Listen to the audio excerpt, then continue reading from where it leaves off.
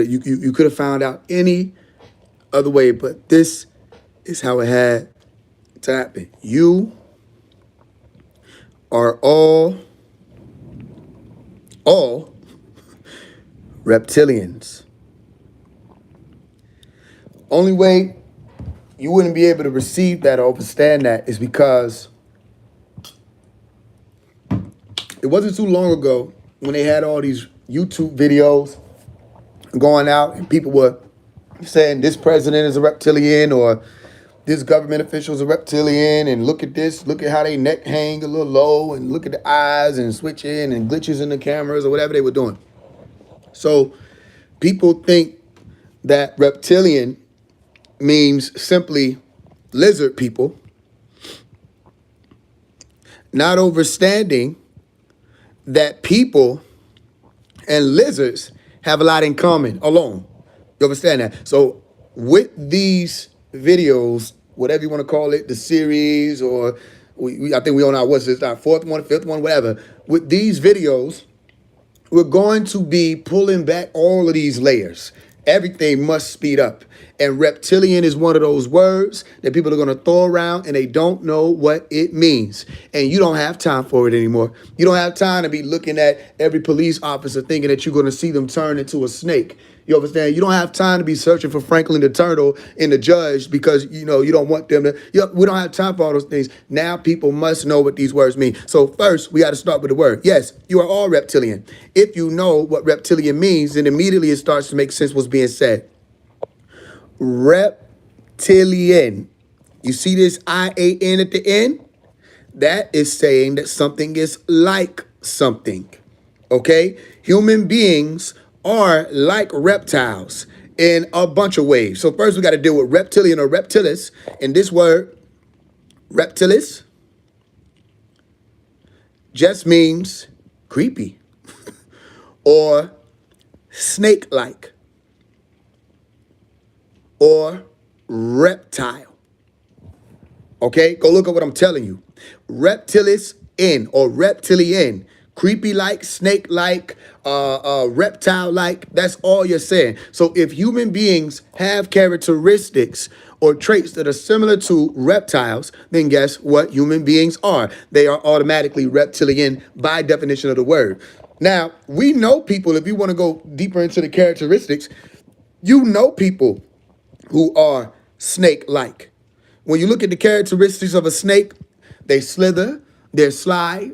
All right, interestingly enough, when you say sly, right, you get this anagram of YSL, and their entire logo is snake, snake, snake, snake, snake. Remember I told you, I said, I've never seen so many people proud to be snakes. I've never seen so many people proud to be regressing to the reptilian states of themselves, okay? Because you have multiple states of yourself, and we'll get into that too, of the evolution of human beings back then when they talk about it back then up to right now. And even I'll talk to you about what they saying human beings are going to be evolving into, and you can see it starting now. Okay, so you have the sly characteristic, you have the creepy characteristic, you have all of these. You've seen people that are literally snake-like. The elders used to say, yo, stay away from this one. They are like a snake. That's a snake. They would literally say, that's a snake right there. Stay away from that one. Okay, keep them people around you. That's all the people around you. They're snakes. Keep them from around me if you're going to be around them, because they're snakes. Unless you want to be like them, okay, and even still, if you choose to be like them, then you can stay away from me too. This is how the elders used to talk to us when they acknowledged or saw some types of characteristics in people, okay, like the slimy, grimy type people, and they didn't want their people around or associated with those types of people. So human beings, by their very nature, are reptilian, not just by the types of characteristics that human beings have. Okay, human beings will experience things like atopic dermatitis, okay, or simply you say eczema. And eczema is when you experience scaly-like skin, when the skin becomes inflamed. You'll see people with that, right? If you look at somebody that's suffering from eczema, all right, or atopic dermatitis, you'll see that their skin is scaling up. All right, so that's another snake-like or reptile-like characteristic. It doesn't mean that they literally have scales. Because the purpose of the reptiles, or the reptilians, as you want to call it, or the reptiles, developing the scales, or the whatever you want to, the harder outer shell of their skin, was to help them be protected from their environment. And human beings have a lot more advanced systems, and mammals have a lot more advanced systems than just having to, have a scale outer shell. You understand? Or outer covering. So the scales are for environmental protection, but these people who endure that or experience that, they will have a scaly appearance. And all I'm saying when I say the word scaly is just saying scale-like. You understand that? So all of the conspiracies is over. We have to get down to what it is we actually talking about. So if you say people shapeshift, okay, you know what that means, right? You understand that? People started off as infants. Okay, even before then, as a fetus or embryo, whatever you want to say, they grew and changed, and they do shape shift. They change, they shift all the time. As a matter of fact, all of these living organisms shape shift. So shape shifting ain't some magical thing. If you want to talk about people being in position in offices and higher levels of government or whatever, and they're able to change and shift, all of that deals with biology or technology. If there are people who have the ability to change themselves from form to form to form, okay, that doesn't mean that they're inherently evil, for one. And it also doesn't mean that it's because they're a chameleon and they can just change their skin. Sometimes they can have certain technologies that allow for people to change themselves or their forms. And human beings naturally shape shift as they grow, as they evolve. You shape shift every 3 weeks. Look at your hair. Your hair changes and forms and it grows, and you have to keep cutting it and trimming it and grooming it. So shapeshifting occurs all the time. You understand that when it comes to human beings. So whatever characteristics people want to pull out for reptilians, you'll still have to say human beings have similar characteristics or similar traits, even down to the fundamentals of what it means to be a human, even your brain. So you'll hear a lot of people talk about, oh, there's a reptilian brain. But do they even understand what it is that they're saying? So it's not just saying your brain has a part that is making you reptilian. No, it's saying that at one point in time, they believe, or their information shows them, or the data shows them, that the oldest part of the brain is what's referred to as the reptilian brain. So one part of the time, they believe that human beings they were reptile in form. Okay, and the reptile form had a brain, and that brain was all about basic instincts. It was all about survival. It was all about being able to eat and breathe and all of the same thing that I was talking earlier on the live earlier about when it comes to the brain stem. Okay, so if you research the brain stem, that's basically what you're saying when you're saying the reptilian brain. That system there is the most primitive part of the brain. All right, and why is it there? It helps you breathe. Okay, it helps or regulate the heartbeat. It makes sure that your heart can beat. All of your hunger responses, all of that, all the danger awareness, situational awareness when it comes to danger, so that you know how to avoid it. All of that is associated with the brainstem. So if the brainstem were ever to stop functioning, then your breathing would stop. Your danger awareness would cease. Your hunger responses would cease. Your heartbeat would cease. All of that would mean what? Death. So what does that mean? If all of these functions stopping, all right, and them being associated with the reptilian brain, okay, would be a problem resulting in death, that would mean that the basic lifeline for human beings is the reptilian brain. So who are or what are human beings fundamentally based on their brain? They are fundamentally reptilian, meaning all of your fundamentals are wrapped up in the reptilian brain. There's evolution outside of that, so I can illustrate it this way. Let's say that this is the reptilian brain, RB. And above that, you have what's referred to as the limbic system, LS. We'll put LS. Okay, so you have the limbic system. And then above that, you have what's called the frontal lobe. We'll put FL, the frontal lobe. Okay? And each of these steps is what they say from oldest or most ancient.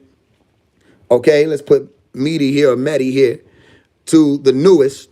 All right, from the most ancient to the newest, this is what allows for human beings, especially as the mammals that they are, and there's a lot of other pieces that go into them, to be as advanced as they are, okay, in comparison to all these other different life forms, because they've evolved from just having to survive with basic instincts. Okay, so they can build technology. They got all these different things that have come from, because you know the reptiles, they have the fingers and all those stuff. So now they got fingers, but they also have a frontal lobe, so they can know what to do with their fingers. They can build campsites. They can build houses of sod. They can build Atlanta and New York. You understand? And they can decide on their own evolution at that point. So you're no longer just talking about what human beings will be evolving to just naturally, all right, as in natural meaning things happening in reality or the atmosphere or environmentally that influence their evolution. They themselves can decide how they're going to evolve, but only those who are activating this right here will be a part of that decision making. You understand that? Which is why a lot of people are running away from the conversation of cybernetics or cybernetic organisms, what they call cyborgs. Okay, like remember all the commercials, not commercials, the cartoons we had when we were younger, and you had like the cyborg people. I think the Teen Titans, one of them, right? Was basically saying it's techno integration. Okay, technological integration, techno integration with neural interfaces, which is basically external to internal communication systems, where they're able to put outside information into your brain with devices or interfaces or chips, as people been talking about, right? All of that's about future evolution. And what they're talking about in their forums ain't what people are talking about on TikTok and Instagram and all. They talking about, yo, we already getting ready to integrate human beings or mankind with machine. So mankind and machine are set to be married. They just ain't invited y'all to the wedding. But it's going to happen, and they slowly introducing it, especially with AI, how people are embracing it, and it's all love, love, love, love, love. But people ain't looking at how many different outcomes AI itself will tell you about if you were to communicate or discourse with it, all right, or put in certain questions. How many outcomes lead into human beings having to be integrated with this very technology in the future, where it evolves from just AI into, now they're talking about AGI, but that's going to skip. It's going to become AC, what they call it, artificial consciousness. And then eventually they might just drop the artificial altogether, and you'll just be sharing the planet with other conscious beings, all right, with the help of that same integration process. So human beings are in a better position to evolve with on their own time, okay, within their own means or however they want to, because of this right here, this frontal lobe. You understand? So there is evolution, all right, and you can evolve now. We want to talk about it. You don't have to wait for all of that. There are certain things that you can do to evolve now so that you can rely less on this alone, all right. And I don't want to misrepresent what I'm saying. You don't want an overactivity here or overactivation in this area. You don't want an overactivation in this area. You know what I'm saying? Now, of course, you wouldn't want an overactivation in either of these areas, but the point is, the more you practice certain things, okay, like cognitive reappraisal, okay, or cognitive reframing. What is cognitive reappraisal? Cognitive reappraisal, or rethinking, or reassessing the value of your thoughts, or changing the way you think. Basically, changing the way of your thought. Okay, it's saying that, all right, let's say you get met with a bad situation, X. Okay, you get met with a bad situation, say, man, this is fucked up, da-da-da, woo-da-woo-da. You don't have to have that response. You could be met with a bad situation as people would perceive it as bad, and instead of saying, man, this is fucked up, or this is messed up, I don't like this, da-da-da-da, start saying things like, this is a challenge, and I must overcome it. Okay, that's cognitive reappraisal. And every time you exercise that, you're leaning further away from really more so in this area up to this area. This area here, the limbic system, is basically where the amygdala, the cingulate gyrus. What's amygdala for? Amygdala is for like the fear, your anger, all those emotional reactions. And the cingulate gyrus is how you form those emotions and process those emotions. So if there's overactivity there, guess what's happening? Less of this.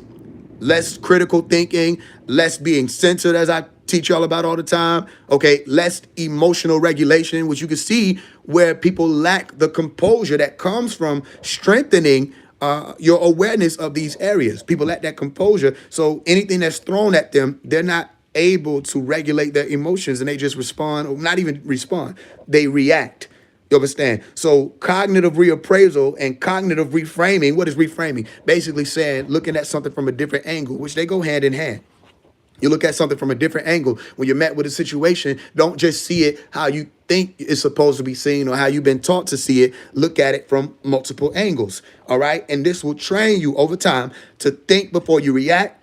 You're going to avoid impulsive reactions or impulsive responses. Okay, you'll be able to manage your feelings. And the main thing, the ultimate goal is to be able to maintain your composure, okay?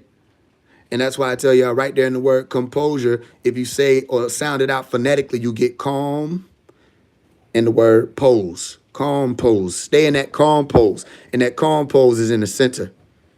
Right there, okay? No matter how you draw it, it's right there in the center. You see? And that within itself is evolution. You'll be supreme at that point. You'll be surpassing others, supreme. You'll be a super me, supreme, superman. You'll be beyond what people are on average, because most people don't know that they're even guided by certain systems or their brain and being trained to not think critically based off of certain ways that they were raised up and things like that. You understand? So the reptilian brain works in tandem with the limbic system. Okay, all of this is about evolution. So if your goal is to evolve or become less reptilian, then you want to run this video back and practice all of those things that I was talking about. And it's all, and when you say the word cognitive, just remember cognoscere. Okay, cognoscere. It just means to know. It's right there in the word.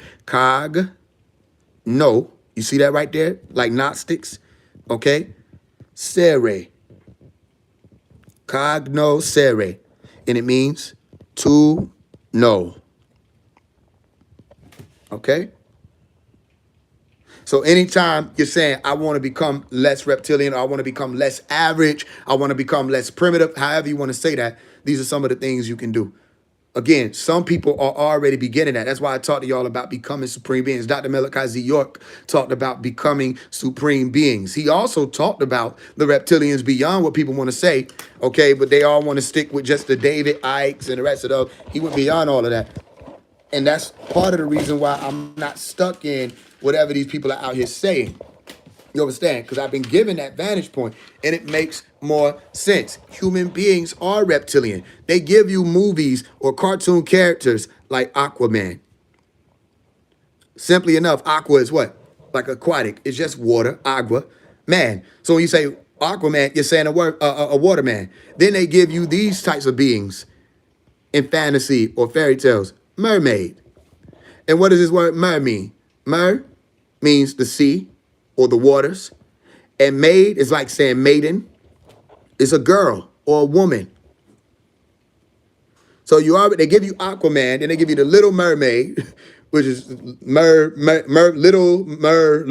sea little girl. Because a lot of times you see little girl, right? Mermaid and Aquaman. These beings were able to exist in water and on land.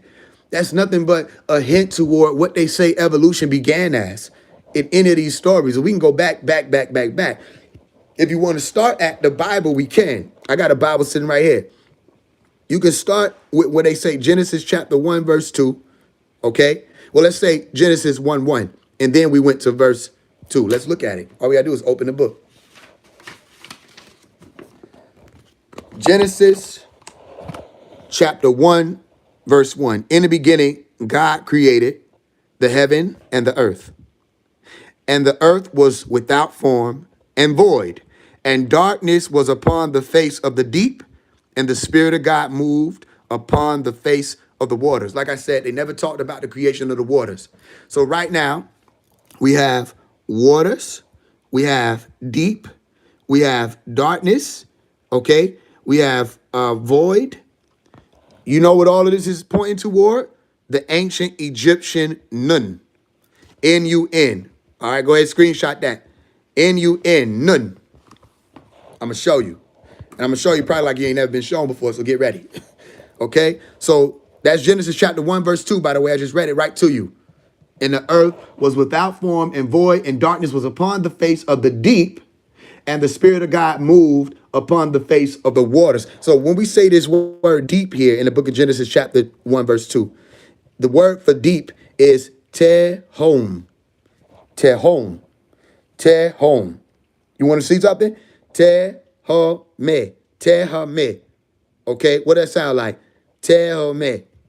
It sounds to me like Tiamat. And if you don't know the language, you'll think it's a reach. Okay, but if you really look into it, that's all you have to do. You don't have to trust what I'm saying. I want you to go look this stuff up. If you see this word T right here, that's dealing with the sea. okay, or the waters. Go look it up. Another way they said it was life. All right, I think in an ancient Egyptian or African language, I can't remember which one it is, but T also means life. Okay, so you can go look that up yourself. So you have T for the waters, and then you have this word right here, okay, or mat, all right, but was saying what? The mother, but also deep.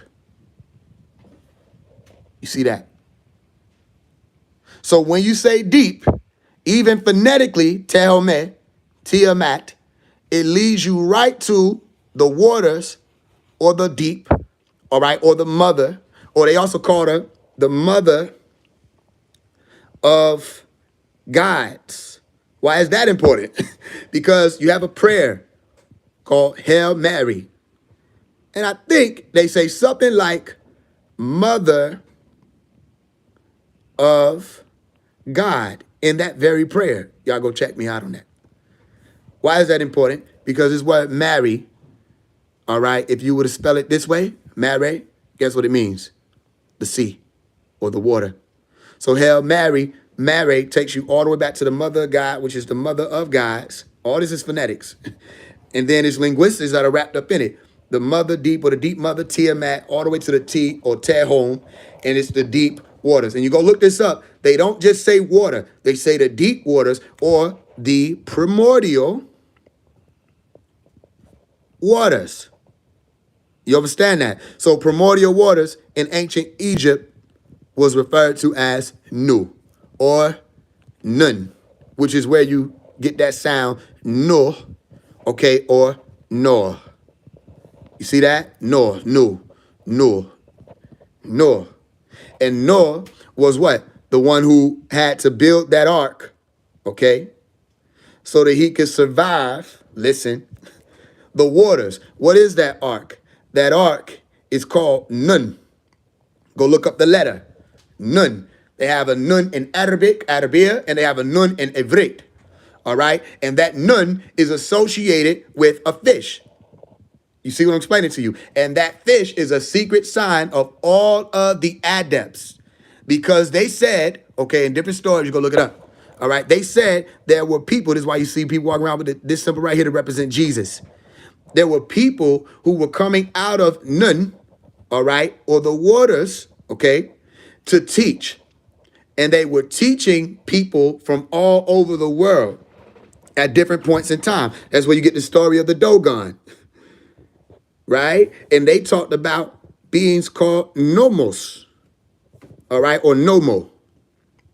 And the nomo came with teachings from outside of the planet or beyond those waters, okay? And those teachings were intergalactic, star systems, all kind of stuff like that. But they also said some of them came out of the waters. They were water beings or aquatic teachers. You understand that? So the nomos were of the Nun school, all right, or Nun school, Nun, all right, Nun, old waters, old primordial waters. And Nun is a word that literally also means fish, and it's a letter that's associated with fish or the fish, all right? All you got to do is look it up. Nun. Nun, oh Nun, mother waters, water of God, water deep, all the way back to Genesis chapter 1, verse 2, where it says, this is what was here in the beginning. So in the beginning, we must have been dealing with some type of aquatic beings, aquatics, beings who live in water. And what we're going to do is we're going to see if we can find traces of those beings throughout the same Bible if people want to try to refute it. So we're dealing with beings who were not only aquatic, they would have had to been amphibian mammalian, okay? Not even just amphibian mammalian, they would have had to been amphibian, reptilian, mammalian. Okay, if you want to remember that, just say ARM, A-R-M, amphibian, reptilian, mammalian. Okay, they would have had characteristics of amphibians, they would have had characteristics of reptiles, and they would have had characteristics of mammals, and that makes them amphibian, reptilian, mammalian. And these beings were the mermaids or the aquamans. You understand? So you got the Mali people, the Mali tribe, Dogon, the Nomos, all right, who all these other people, different tribes talked about fish people. You got the Sumerians, ancient Sumerians talked about fish people. You got the ancient Egyptians that spoke about the primordial egg, and you got all these different groups of beings who lay the eggs, okay, and lay eggs outside of themselves, or they have like the human beings where you have this egg-like occurrence, the placenta inside of the body, all right, where there's like the Therians, and we can talk about the Therians. People talk about Etherians. Ask them, do they know about Therians? Because how you gonna be an Etherian and you're a Therian right now, and you haven't gone beyond Therians? And Therians are people or beings that give birth to live offspring instead of just laying eggs, how some of these other animals or organisms do. So you have Etherians, what people talk about, they think it's just ether, but E would meaning escape. It would mean to go beyond something, or to go away from a thing like X. So Etherian is like saying X-Therian. It's still like saying a supreme being or supreme human being, something that goes beyond just human. And humans are Therians. Look it up. You understand that? So no matter what it was that you were talking about, you were saying that there were people that were fish people. You understand that? So if they were fish people or mermaids or aqua men or aqua women, or another way to say that would be Apophis, okay? Because in the ancient Egyptian story, you had serpentine type beings, all right, like Apophis or Apep, all right? Look at this word right here, Apep. And if I say Apep, what that sound like? A pope. And the word pope, okay, similar to this word papa, all right, all of these go hand in hand. Pope would have been speaking about someone who was of a higher school, and you see they walk around with this hat, right? And the hat is a what? A fish. You see? Similar to all of these other groups of people who talked about the fish people and the leaders of that, you see them doing it still right now in the Catholic Church and all of that. They're still saying that there are fish people or fish men or fish teachers, and this is where we got all our information from. You see what I'm explaining to you? So no matter what school you're in, this is what they talk about. So let's see if we can look through the story, all right, of the Bible, which I'll show you where to go, and I'll give you scriptures to check it out, to see if there's any trace of these beings. So we know we're dealing with not just reptilians, we're dealing with serpentine beings. Beings that are like serpents. Another word that'll show you that is the word Nachash, which they say was a snake in the book of Genesis. All right, where did this snake come from? They said it was a beast of the field. All right, we're going to find that that's not true. The serpent is not a beast of the field, meaning it does not thrive on land. Okay, it thrives where? In the waters. Meaning you couldn't say that today. You couldn't say that the serpent is a beast of a field today. The serpent is located in the deep waters called abyss. You want to know what's another word for abyss? Tehom. And these beings or these people had the ability to speak, because the snake would never have been able to talk to Eve, according to how this story is written out, if it didn't have a larynx, okay? If there were no voice box or vocal cords. So this snake also had the ability to speak. You see that? And when they said that there was a curse, and the curse was for the snake to crawl on his belly, okay, or eat what, however you want to look at it, then this means that this snake must have been some type of tetrapod, or it might have been a bipedal being or something to that effect. And if you don't know what tetrapod means, a tetrapod is just something or some being that has tetra, 4 arms or feet or limbs. Human beings are tetrapods, okay? And they have tetrapod ancestors. You went tetrapod, amphibians, amniotes into the reptiles and mammals and birds that you see out here today. And they talk about all of that in the book of Genesis, this so-called creation story. So you have Nekash, all right, which was supposed to have been a serpent, all right, or someone who was on a mission and didn't want whatever he was saying to be heard, so he whispered, because he was sneaking, because he was subtle.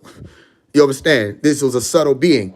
And the serpent was able to tell Adam and Eve, or Eve specifically, about the tree of knowledge of good and evil. This being was aware of certain information and knew what God knew. All right, even challenged and said that on the day you eat thereof, you wouldn't die, the Yom. And that was correct. They did not die on that day. Okay, however, they did go on to die, and they didn't have to die, because if they went on to access the tree of life, then they would have been able to live forever. And that's also what the Yahwehians or Yahweh or the Lord God, Yahweh or Adonai, whoever you want to call them, was saying, or God was saying in the book of Genesis, that he had to remove Adam and Eve out of the garden. You understand that? So that they wouldn't access the tree of life and have eternal life. So the tree itself didn't kill them. It was their removal from the Garden of Eden that killed them. So whoever this serpent was actually telling the truth. Okay, it wasn't a certain death thing, but God, or whoever the God was, or the orchestrator or the leader of that project, the chief in command of that project, did lead them to their death by kicking them out of the garden so they wouldn't access the tree of life. That was based on their merit, that whoever these beings were, Adam and Eve, they weren't ready to access that degree. Okay, and whoever introduced them to that degree introduced them prematurely. That was their judgment. Had to be. That would be the only reason that I could think would be reasonable enough to kick them out, as opposed to allowing for them to access that tree of life. So it was possible that they would have been offered the tree of life if they never had partaken of the tree of knowledge of good and evil prematurely. You understand that? Either way, this was a serpent that was able to talk. They're part of certain orders. They might have come out of the water, but they were cursed. And then eventually we find out where that serpent ended up.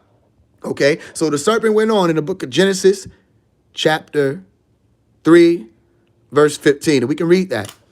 Genesis 3, we got 4 right here. Yeah, 3:15. Let's look at it. It said, and I will put enmity between thee and the woman, and between thy seed and her seed. It shall bruise thy head, and thou shalt bruise his heel. Okay, this is important. So we have the woman, okay, which you could say Eve, and then we have the serpent. How does the serpent have children? That's what this word seed means, right? Between your seed and her seed. How does this serpent have children? The serpent was supposed to have been this anomaly of a being, but it's not an anomaly of a being. It's a race of beings. And we need to find out where this serpent went. We can find where the serpent went if we crack open the book of Amos. All right, let's see if I can get that real quick. Amos. If we go to chapter 9, we will be able to locate where the serpent is or supposed to have been according to this book. And it's going to tell you that the serpent was in the waters, all right, or the abyss. So either that serpent came out of the abyss and walked onto the land and started to teach these people to try to evolve them, or whatever the reason would have been, all right, or it was cast out there to set up a new home. I'm looking for it now. I think it might be a smaller book. That's probably why I keep passing by it. Let's see if we can get it. The book of Amos. Let's see.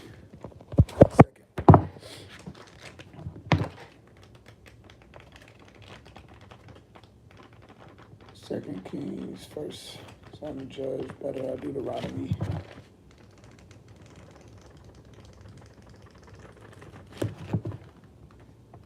Gotta locate it. Y'all get y'all questions ready too. Okay, here it is. Make sure y'all got y'all questions ready.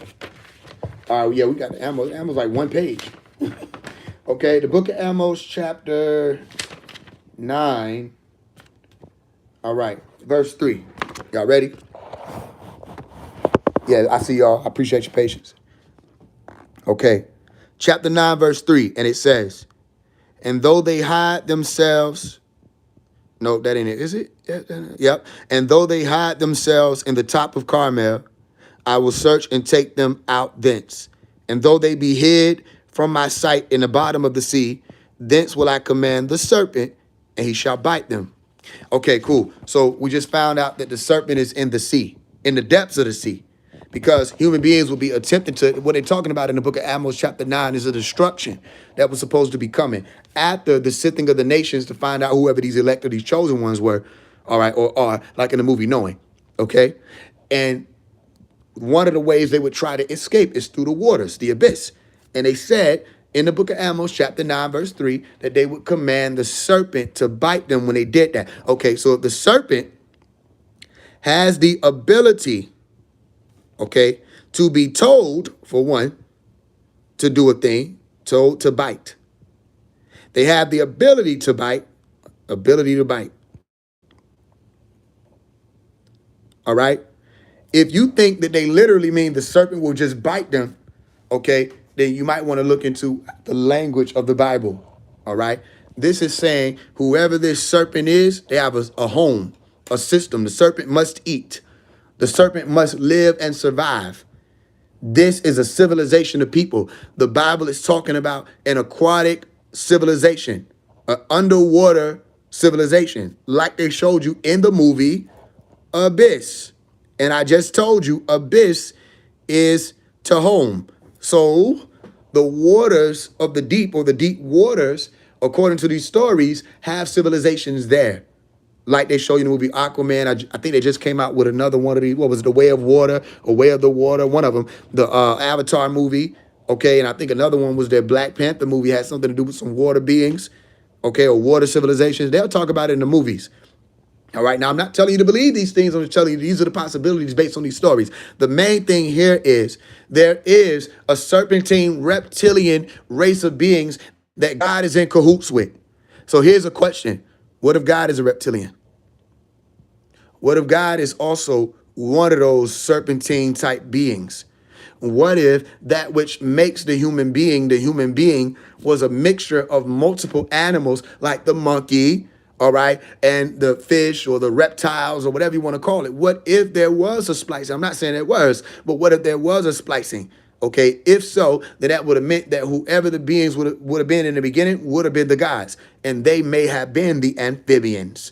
Okay, now if you're God-like or made in the image and after the likeness of God, then you're amphibian, reptilian, mammalian also. The same way they would have been amphibian, reptilian, mammalian. And we're not talking about just fish man, half fish, half man. That would have been what human beings are, wouldn't it be? Then that means that the symbol of the aquatic man or the mermaid, all of that is human. Am I losing anybody? Because you're looking for something and you'll see somebody swimming past you and you're looking for them to have a tail attached together like a mermaid. Not overstanding, don't you have webs between your fingers? Okay, when that's an amphibian characteristic or an amphibian trait. The amphibians had webs so that they can swim. You see what I'm explaining to you? So if we look into it logically and truthfully, it seems as though human beings have all of these characteristics. So it's not even just reptilian alone. Okay, so the lizard people are literally human beings. Even in these stories, Nachash would have been a human being. All right, they would have just been identifying him as that characteristic for one. All right, which is that slyness. And they would have also been alluding to his being a part of the school of Yanun or the Nun. All right, when Jonah went into the well, right? You saw that story. I told y'all that. You see, look at the word Nineveh, what was associated with that story, Nineveh. And there's another hidden sacred. Nen is a fish, Nun. And Veh is a vehicle word. It means to carry. That's where you get vehicle from. All right? To carry.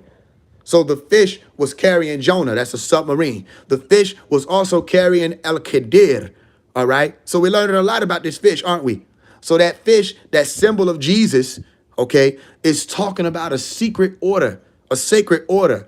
And if these beings contact you, either they're using their submarine technology and they pull up on you, or they're using a UFO technology or their aerial technology and they pull up on you. If these beings are able to make contact with you and teach you, it seems like you're able to go on and teach people things that people didn't know anything about. You're able to increase the awareness of that day and time. You become what's referred to as a prophet, or you learn from Nuapu, or word of mouth, water mouth. All right, I taught you what Nuapu was, right? The word Nu is the primordial waters. Okay, primordial waters. And this word Upu or Upe or Upu is said to mean mouth. Okay, so you say water mouth, which sounds phonetically like what? Word of mouth.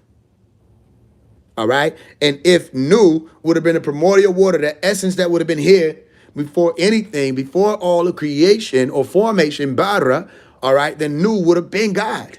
Ultimately, wouldn't it have been? And that would have meant that what? In the beginning was the word. Then that would have meant that that word was God. That was that water that we're speaking about, Nu. And even before that, or after that, you would have had who?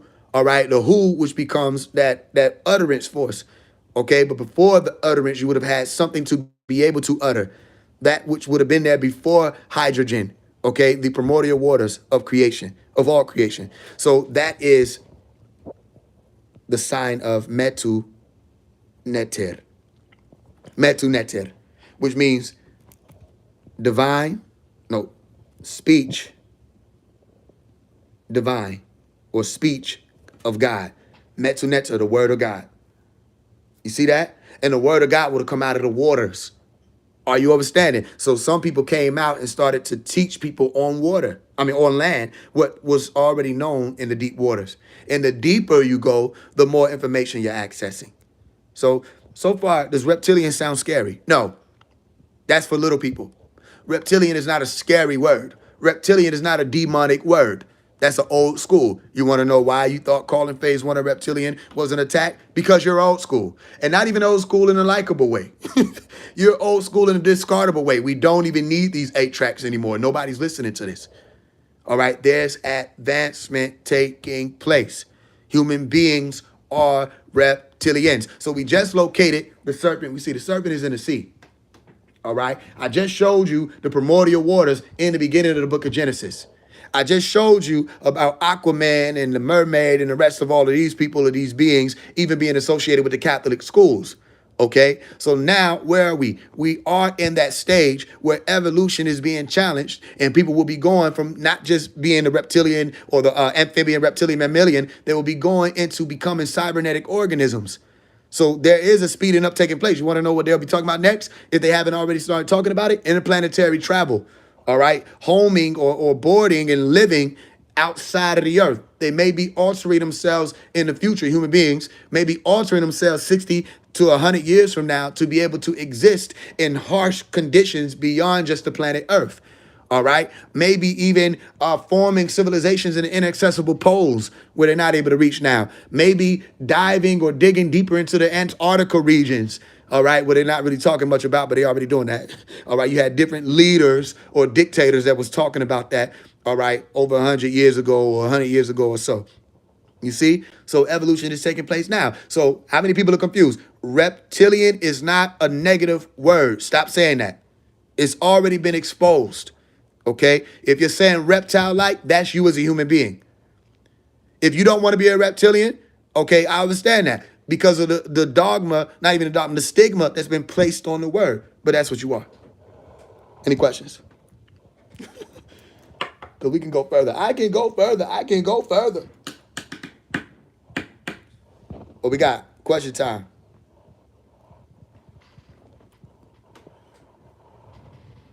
Go watch that that TV show, Man Who Fell to Earth. And in Man Who Fell to Earth, you're going to see that being the main character who looks like Dr. Malachi York for a reason. They do that on purpose. Notice how he had a lot of reptilian characteristics, even down to the scales and his eyes and all of that. Yeah, they blend that in on purpose because Dr. Malachi York was alluding to or pointing toward the original humans being those reptilians or those gods, the Anunnakis, all the being reptilians. You see what I'm saying? Closer to serpent beings or reptiles. That evolution comes later when you got the story, the Enuma Elish, whatever you want to try to pull from to say that there's a creation taking place of human beings. All right, then they weren't creating just themselves. They were taking pieces of DNA and merging them together, splicing, and adding what they called the divine gene in it. But you want to know what they were really talking about? It had to be about the mammal part too. All right, or the reptile part that was in its earlier processes of evolution. Why? Because you're speaking of a frontal lobe. And the frontal lobe is what makes you supreme over all the rest of these beings, even though you still have that part of the brain that's there as a reptilian brain. You see? So look into what I'm telling you. Go study the Carboniferous period. Carboniferous period. This is where you start seeing the development of the reptiles into mammals. Okay? After the amphibian amnios or the amphibian tetrapod, all them reptilians come or reptiles come later. So what we got? Questions. You made it make sense. That's what I do. What is a demigod? Do they exist? Are humans demigods? You have to be able to identify or define what God would mean. So if you could do that really quickly, tell me, what is God? What are you saying when you say God? Okay. The God self of the human being will be like the frontal lobe that we were just talking about, prefrontal cortex. And the other half of you will be like the limbic system. Limbic just means limbus. That's why I put that in the middle, right? Limbus is like the edge. Okay, so you start climbing up toward the frontal lobe, you're ascending. You start regressing back toward the limbic system and up under the reptilian brain self, okay, where you're only based on your basic instincts and you're not going beyond that, then you're regressing or you're descending. So if you're speaking in terms of that, then yes, if God means those who are activating their frontal lobe or their prefrontal cortex and participating in that evolutionary process. If they're not, then they wouldn't be gods, but they would still have the opportunity to be gods. So then they would be demigods. So humans are demigods in that regard. What else? Reptile and reptilian are two different things. Yes. Reptile and reptilian are two different things. A reptile is that being that is the scaly being, the earlier evolved human or the earlier evolved tetrapod. All right. And then you have those who come later who are like the reptiles. All right, which are mammals. They are like reptiles. Amphibians are like reptiles. That's what evolution is. You're speaking in terms of a common ancestor, the tetrapods. So all of these beings are like one another. So the IAN can go on the end of anything when it comes to this lineup of life on Earth. So yes, reptile and reptilian. Jesus said, he is from above, you are from below. So Jesus would be a different type of being. And what type of being would he be? Jesus, according to the story, was a human being, a man. And he may or may not have gotten his genes from outside of the planet Earth or on a mothership, whatever that was. When they say the Spirit of God was hovering over the face of the... Hovering is a mechanism. You understand that, right? So hovering could have been a vehicle. Even the Garden of Eden could have been a vehicle. You read El Quran, read the Quran, don't just read the Bible. All right, when they said you are of the lowly, you got to get down from it. The it that they're talking about could have been a spaceship. All right, that spaceship may have had the ability to also go into the waters. You see some of these videos where people say it's real. I don't know if it's real or not. But you see these videos where some of these UFOs dip into the water. Okay, they may be coming out of the water, or the waters may be a portal outside of the earth. There may be certain valves or gates in the inner waters or the abyss that lead out of the planet. You see, I don't know these things for myself. I'm just saying these are possibilities. So Jesus could have been from above, as in a ship that was outside of the planet Earth. Or he could have literally been from heaven where his father is, which is outside of the planet Earth, Uranus, which could have been Orion, that star system. He could have been from there. And even still, there's water everywhere. So those places outside of there could be separated from those same waters that people are not able to traverse as human beings. Because you know, the deeper you go into the waters, the more pressure. You understand that? The deeper you go into the waters, the more pressure. So if you drop a human being off in the middle of the ocean, literally the middle of any body of water, and they just keep on descending, even if they have an oxygen tank, eventually they will implode. Too much pressure around them. And the inner being, their self, all right, has more space in it. So the pressure around them will become too strong and they will implode. You see? So human beings aren't even able to explore all of the ocean or all of the oceans just based off that fact alone. A lot of the technology is limited. They try to go down there and they implode. You see the people that just did the Watergate thing, not the Watergate, Ocean Gate, one of them. The Ocean Gate thing about a year ago, 2 years ago. They said all them billionaires went down there to see if they could find the Titanic and they imploded. I don't know who was the scientist on their team, okay, but that might have been a hit. The scientists might have suggested it. You see what I'm saying? Because I could tell you that wasn't a good idea. Just based off the amount of pressure. Any other questions? So evolution is based on maximum neurological activity, aka thoughts. I don't know if evolution altogether will be based on that, because you have evolution of different species and all kinds of things like that. When it comes to human beings, it appears that your brain is a sign of evolution.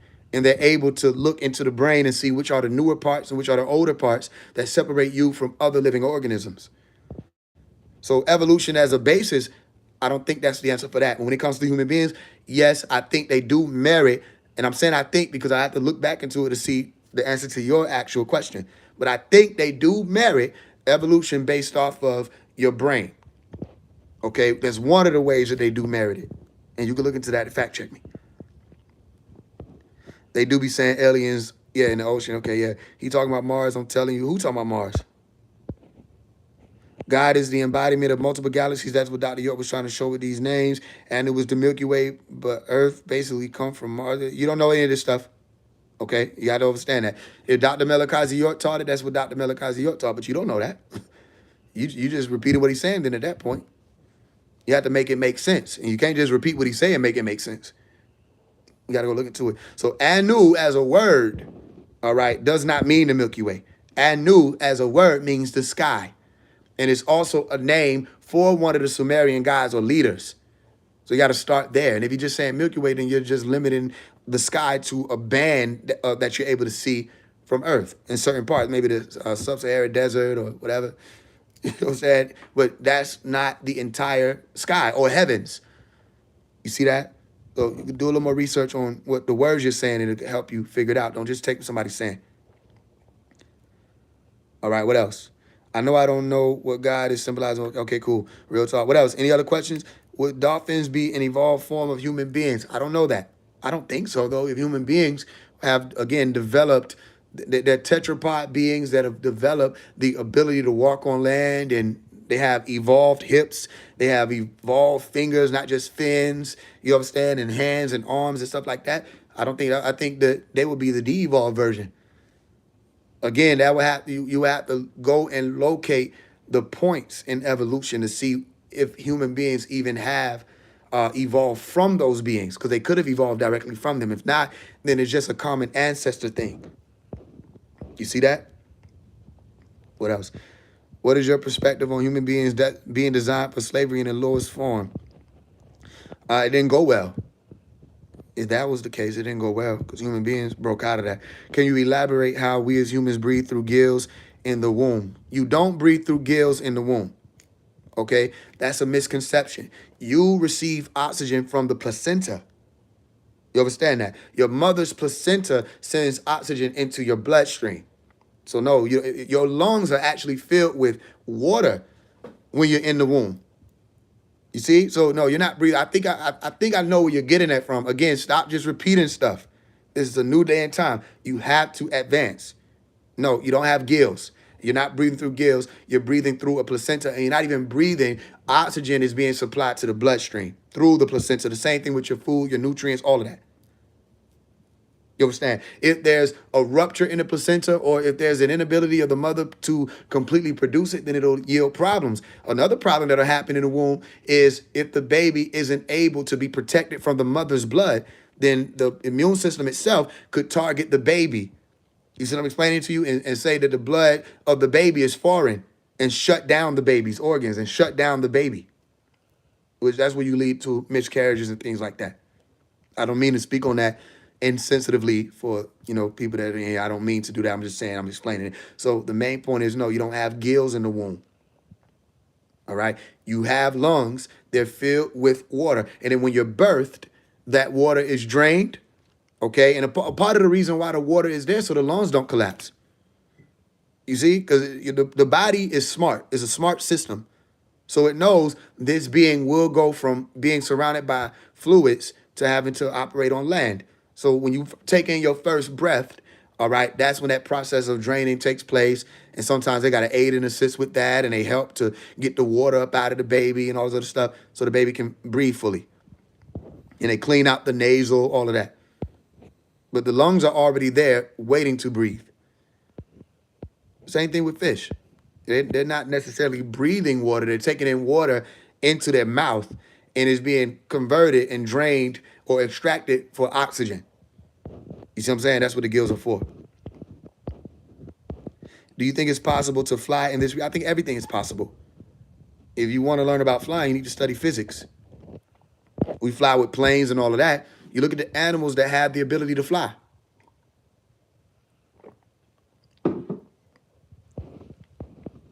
Right? They got wings and all kinds of stuff. that help them with that. Human beings don't have that. The only chance that human beings will have to fly, you have to go scientific, then you have to go pseudoscientific. Scientific is basically the hoverboards or the jets or whatever the hell, the planes, helicopters, all of that. You can fly in vehicles, okay? Or there may be a possibility that the human brain would evolve to uh, work with the electromagnetic grid at one point in time, and then that's possible because they say that that's how some of the flying saucers or anti-gravity vehicles or hover vehicles fly. They use the electromagnetic grid. Okay, so there is an electromagnetic grid associated with the planet Earth, and it could be possible that the human being's brain could evolve to be able to navigate that grid. Y'all don't have that brain right now. Or excuse me, don't have that brain right now. Now, some people may be able to do it with meditation. I don't know. I haven't seen it. Okay?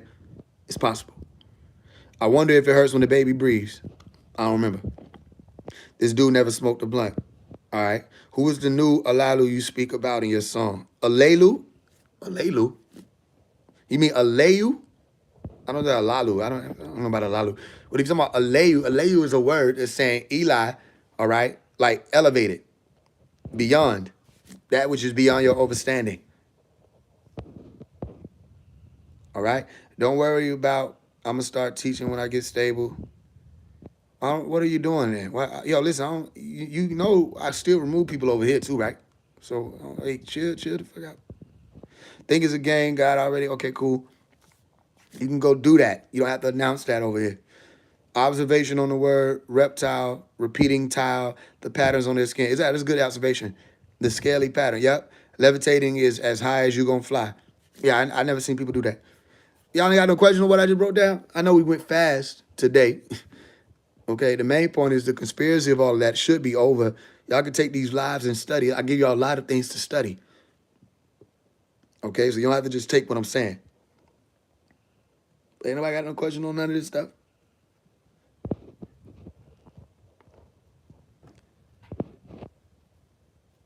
You meant Elio? It's different pronunciations of the same word. I saw Doc float, hover. That what's up. You probably did. Some people said they did. Nigga ain't nobody coming on. That's what's up. So would life be a course of evolution that has no end? I don't know. I'm in the middle of it with you. I'm going to tell you that. What comes after the frontal lobe? That's a great question. I had that same question earlier today. I said, well, if we've already evolved to the frontal lobe, what's after that? I think, again, that's the cybernetic organism. Whatever alterations they'll be making, the neural interfaces that we talked about earlier, the techno integration that we spoke about earlier, that may be what's coming next, where they're going to try to tweak and cheat evolution. You see? You went past my comment. Yo, you could have commented again. Do you think any of the things y'all saying is that challenging that I need to skip it? Just comment what you said. I actually got to go back because I missed some of it. Yeah, go back. How do I properly study psychology? I'm trying it and just keep taking me to different colleges and apps. Just start with YouTube. It ain't that hard. Start with YouTube. Go to the library, get you some books. You know, the public library still exists. Go to the public library, get you some books, get you a book card if you need to, a library card, and start reading the books. Study Sigmund Freud, the rest of them. All right? And don't just stick with what they say because they have human brains also. So a lot of this is philosophy. They call it psychology, but a lot of it is philosophy. But then they have sciences and empirical data to back up their philosophy. Yeah, start with YouTube. Go to a crash course. Get familiar with it. Go get you some books and start reading. And you're going to have to take responsibility on whether or not you try to take the easy way out, okay, or the path of least resistance or the path of greater resistance. One path is going to lead you to being a scholar in it. Another path will lead you just knowing a little bit about it. I'm definitely putting this on repeat. Yeah, listen, we're going to keep riding. What day is this? Day 5? We're going to keep going. We'll do a few more minutes. You are a waste of time and space. Okay, cool. I don't know why you would be sitting here somebody. Oh, you talking about somebody else? Okay, cool. Y'all got to wake up. God chose a lot of people to speak for him. Okay, cool. I don't listen. I'm gonna give you one more warning and I'm just gonna remove you from my channel. I don't like spam. Don't spam my shit. Young elder said we're gonna win the war because we can dance and they can't. Is that true? I can't dance. I don't know. I don't know. If you, don't call on me. I might do a little 1-2, but don't call on me. Call on young elder if it's time to go to war and it's time to dance. Don't call on me to dance. I can't dance. Meta nature, I have all the. Oh, okay, cool. Is Marduk the archangel Michael spoken of in the Bible? I don't know. Can you give a synopsis? Dr. Malachi York made connections to those, but he would know. I don't know. Can you give a synopsis on the Carboniferous period? I did. I was explaining that that's when the reptilians start to take on that form. It's millions of years ago. I think they say 300 some million years ago, where the reptilians or the reptiles, really, the reptiles, excuse me, started to take on the form of mammals. That's when they started to lay the eggs or the amniotic eggs. You can look that up. Amniotic is the word. Amniotic eggs. This is taking place beyond the water. They could reproduce or produce eggs away from the water on land. So amniotic. All right. Yeah, let's study that. I talked about that. Da da da da. Okay, cool. Listen, we ain't doing a debate over here. How about this? Meet me on what you call it? Meet me on Instagram. And you out of here. What do you think about you can tell by how I'm pronouncing. I don't know what that is. Understanding the Carboniferous period. Do you think that they honestly know which plants and other beings are evolving, and how did they determine they did from what? They look at, okay, so there's a few different studies that come into play. You got archaeology, you got taxonomy, all right? They look at the diversity of genetics. They trace that into the different bloodlines and the different lineages when it comes to human beings, the different common ancestors that are possible, commonalities in the beings, or whether or not they fit into this class, that class, or that class, or this group, or this order. You understand? So, yeah, I don't know if they actually know it. To answer your question simply, I don't want to word salad you. I don't know if they actually know it. I just know what they say. And they say they know it based on all of those things I just mentioned. And it's basically tracing it back, like tracing your steps. If you lost something, trying to go back, or if you lost a thought, trying to go back to where you were or what you were doing. That's kind of how they do it with this, tracing evolution. And it's not just the being, it's the geography, it's the environment, all kind of things like that are determining factors. So as far as the human being sliced with animal DNA, this is referring to all races that aren't black, right? Like eukaryotic cell organisms, because black people are saying we call it. I don't know if it's race specific. I don't think it would have anything to do with being race specific. I think that when you study what calls for races or diversity in genes as far as melanin dominant, melanin recessive, a lot of that was what they call evolution too, was people going to different regions where the environments were different, all right, different UV rays being exposed to those humans. Some of them didn't need as much melanin, so they started to produce less. Some needed more, so they started to produce more to interact with the UV or the sun, stuff like that. Again, I wasn't there. This is just what they say. So let's be okay, cool. What else? What's the difference between Nubian and Sabian? That's a conversation for a whole nother time. Maybe I can come on and do that. That's a conversation for a whole nother time. Do you think that conception is a biological hijacking from the male to female? Biological hijacking. I would look at it as more of a collaboration. I don't know about a hijacking. You explain to me what you mean. I can't dance. All I got is a little two-step. Yeah, for sure. All right. Anybody else? Any other questions about what we went over? We love your teaching and information. Okay, cool. Thank you. Three more minutes, and we're gonna come back tomorrow. What time do you start your live? I want to make sure that I'm here. Normally, I start around 10. I tell people 9:45 though, so they can show up and be ready. Would you think it's idiosyncratic to, I don't know what that word means, to only reptiles because determining, I don't know what the word means, so maybe use another word so I can understand it.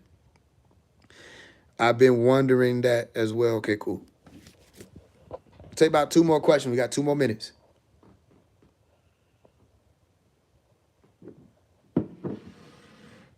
Y'all understand the basis, right? The fish were in the water. They had fins and gills. The fish was like, forget it. And they started exploring land. That's when all the leg development, all that started happening. All right. Then they had the early land animals that started to evolve after that. And they started to become the reptiles because they had nothing else to do. That's when they had the scale development, environmental protection, all of that. They had the lungs so they can breathe oxygen. Okay. All this happened over a course of millions of years. That led to the mammary glands, Well, you got, they call these beings therapsids. All right, go look into the therapsids. All right, those are the ones where you had that process of mammal evolution. They start showing up. I think another word was for synapsids. I don't want to just use that word though, but I think it was synapsids also. I have to go look into it, but I know therapsids. All right, that's mammal evolution. That's where you got the hair, the milk production, the warm-bloodedness, all of that. Okay, and then here y'all are. So you're reptilians. Simple. Do you save your lives to your channel? Yes, I do. I missed most of this. Okay, you'll be able to come back. It saves immediately, so you can run it back. What's the process in which an embryo develops into a gender with XX or XY chromosomes? What's the process of it? What do you mean by what's the process? They all start off as XX, and then there's a branch off or a break off in that XX chromosome that becomes XY. All of them start off as female, if you want to call it that. The genitalia, specifically. And then it switches or shifts. So that seed starts to shift into XY. I don't know what you mean by what's the process. You mean what's it called? What are humans mixed with? What are humans mixed with, if anything? Yeah, I talked about that. Humans are mixed with amphibian DNA or genes, reptilian DNA or genes, or reptile genes, and mammalian DNA and genes. That's simple. That's something that you don't have to take somebody's word for. You can go look it up and see that they're studying that. They've been studying that. That's all I have for the lesson. Yeah, we be back. If I miss y'all questions, just know it wasn't on purpose. I'll tell you if I don't know, so don't think I'm skipping questions. If I miss your question, it wasn't on purpose. Come back tomorrow, and I'll get to it. All right, make sure y'all like this video. Make sure y'all copy and share it, okay? Copy the link, share it to people. Put it on your stories with the link, whatever you want to do. All right, this is our video. Send it out. Comment under the video when I post it, whatever you want me to talk about next. What's the next lesson? What's the next class? All right, and we on the roll. Our plan is to do this every day. So we come here, we talk, do about an hour or so, get to it, get some questions answered. All right, so y'all bring all them. Don't just bring the little questions. Bring the questions. One at the brother Smart Guy hopped on the live earlier today. All right, I think people were able to see. Yeah, you got to bring certain questions. I'm not saying I know everything, but bring them questions now. Don't just be trying to play around. This is the opportunity for all of us to grow. So if you ask me a question, I don't know the answer. Like somebody said, idiosyncratic, I don't know that word. But you got to know I'm going to look up the word. You see what I'm explaining to you? That's when stuff like that happen, that'll be your chance to tell me, oh, that means this. You see what I'm explaining to you? Now, don't just do it just to do that, because you're here to learn too. So when you're here to get the wisdom or the information, the knowledge, to connect the dots, all of that, make sure you bring those questions so you can get those keys, access to those bridges so you can cross them over and get the information you want or need. All right? Where do white people come from? I don't know. I went there. I have no idea. All right? Hadousa Shug. Divine love. I see y'all. And I will talk to y'all soon. Peace in the lab. It's truly wonderful. You are all reptilians. Tell them I said that.